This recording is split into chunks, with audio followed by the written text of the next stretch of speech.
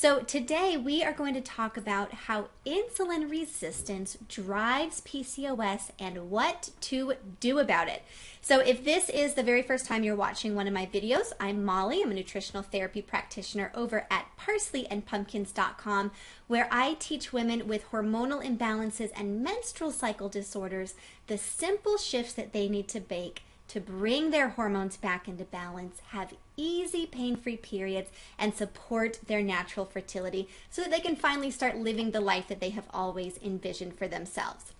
So, PCOS is a complex condition with many factors that implicated the likelihood that you would develop this condition. So, a while back, I think it was early December, I did a video about the 6 different causes of PCOS, which is mind-blowing to even think that there are that many different causes. So, I will link to that video in the description of this one if you didn't watch it, because I highly recommend that you start there. But today we're going to talk about just one of those causes, which is insulin resistance, and what to do about it. It is very common when you have PCOS to go years dealing with these symptoms before even getting a diagnosis. Some researchers actually did a survey of a few thousand women, and the average was that they saw 5 different doctors before getting any answers about what was going on with them. And then the usual advice is usually some kind of pharmaceutical to deal with the symptoms, right? And I'm not anti-drug. They are life-saving. They're very important. But when you have a condition with so many different factors that are contributing to it, I think it just makes sense to have a multi-factor approach to resolving it, right? Give yourself the best chance possible of really overcoming this thing. So if this makes sense to you so far, type yes into the comments below. Let me know that you are out there and that this is making sense so far. Okay, so let's dive into some of the science here to figure out what exactly is going on so that we know what we can do about it. So high testosterone and other androgens, there are some other ones, but testosterone is really common for women with PCOS. This is kind of the hallmark of what PCOS is. It's the backbone, is having these high androgens and specifically testosterone.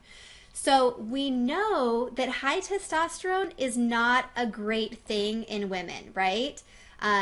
It can actually prevent your brain from recognizing and responding appropriately to hormones, which is really important. Testosterone can prevent that luteinizing hormone surge that your body needs in order to ovulate. This is like the catalyst to make things happen, and testosterone can directly dampen that luteinizing hormone from surging correctly. And then testosterone will basically negatively impact your entire menstrual cycle. It can cause your body to try to ovulate multiple times, but just not really be able to get there. It can cause cycles where you don't ovulate at all. It can cause these really long cycles. It's very typical for women with PCOS to go months in between cycles, and testosterone is not helping this at all. So why then is the question, why do some women create too much testosterone? So thousands of studies have been conducted on PCOS to figure out what on earth is going on here. And we know now that insulin directly stimulates the ovaries to produce testosterone. It's a direct link, and this is actually true of all women. So whether you have PCOS or not, whether you're, completely healthy and your hormones are amazing, insulin directly stimulates the ovaries to produce testosterone. But there's something else going on where women with PCOS, in a couple of studies, it was estimated that they're producing just more than normal. So sometimes as much as 4 times as much testosterone in response to the same amount of insulin as other women. So what then causes this high insulin in the body? If we know there's a correlation between insulin and testosterone, we need to deal with this. And so what then causes these high insulin levels? The answer is actually really simple. It's just insulin resistance, which is crazy that being resistant to something actually makes it increase, but it does. So when your cells have become desensitized to insulin, you have lost your insulin sensitivity, they're not responding correctly to the signals. And so your body produces even more insulin to try to counterbalance this. It's kind of like when you were a kid, right? And like your parents were trying to do something important and you're trying to get their attention. And so you say their name like over and over and louder and louder and louder. And then they finally turn around and are like, oh my gosh, what? That's basically what your body is doing with insulin. It is by increasing the amount of insulin in your blood, it's as though it's turning up the volume full blast so that your cells have to pay attention to the signal. And so because they have become resistant to the signals of insulin, your body has to produce more, and then you have even higher levels of insulin, and then that is a direct correlation to producing even higher levels of testosterone. So if high insulin is directly related to high testosterone, and testosterone has major negative consequences for your fertility and menstrual cycle, we need to deal with the high insulin, right? It just makes sense. So if you're still with me here, type yes into the comments. Let me know that this is making sense. If you have any questions about this so far, type those into the comments as well. So if we need to deal with the high insulin in order to deal with the high testosterone, let's go ahead and look at some of the risk factors for insulin resistance, for developing this. So genetics is a big one. We know in the research that there is a genetic component to PCOS.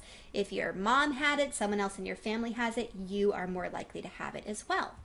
Movement, so not just exercise. You don't need to exercise, full blast 10 hours a day to get the benefits. You just need to be moving your body, so getting regular movement.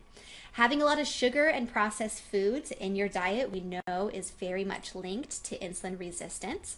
Smoking is a risk factor for insulin resistance, as well as many, many other issues.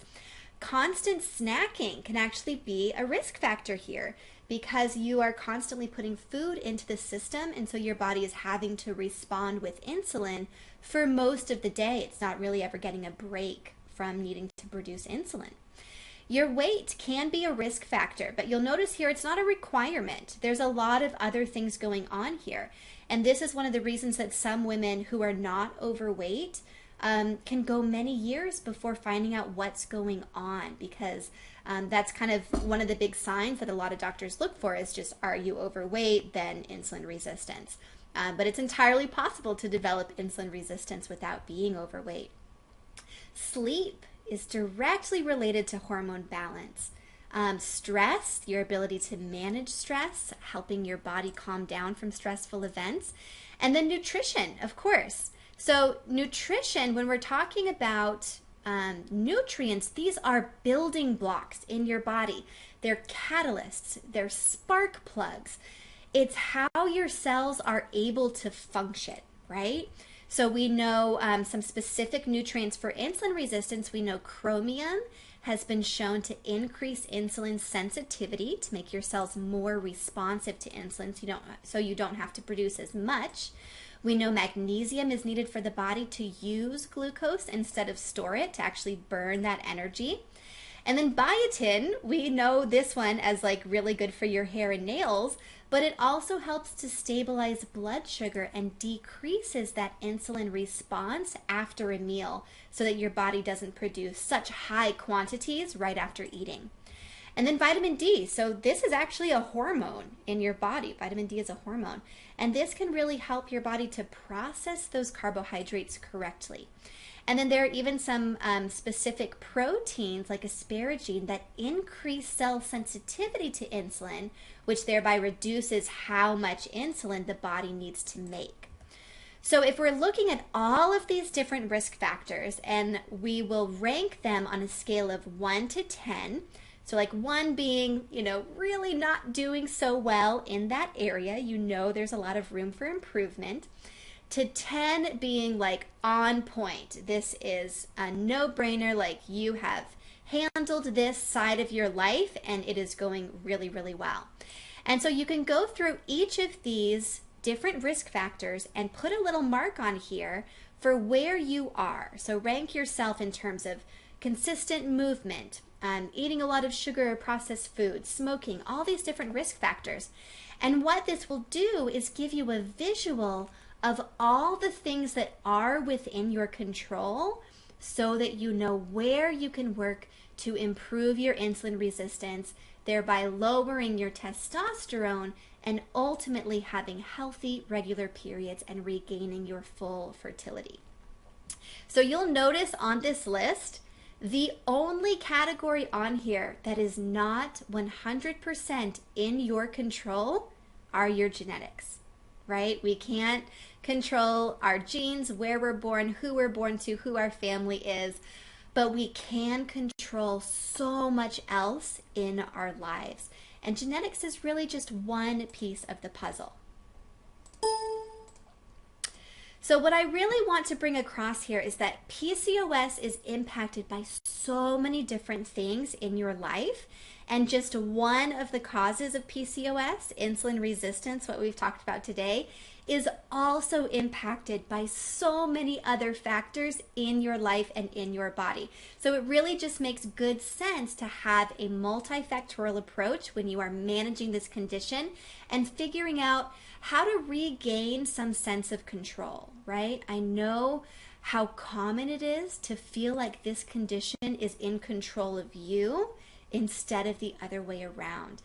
But knowing the different causes and the different factors associated with PCOS, looking really clearly at all of these risk factors in your life is what will put you back into the driver's seat and back into control. Remember, genetics is the only piece here that you don't have control over. There's this whole other world that you can improve, thereby improving your hormones. So if you enjoyed this video, please click that like button below, leave a comment, let me know if you enjoyed this topic, if you have any questions that I can clarify in future videos, or any topics that you would like me to delve into, just leave a comment at the bottom. And so tune in next Monday. Make sure you subscribe to my channel so you'll get the notifications.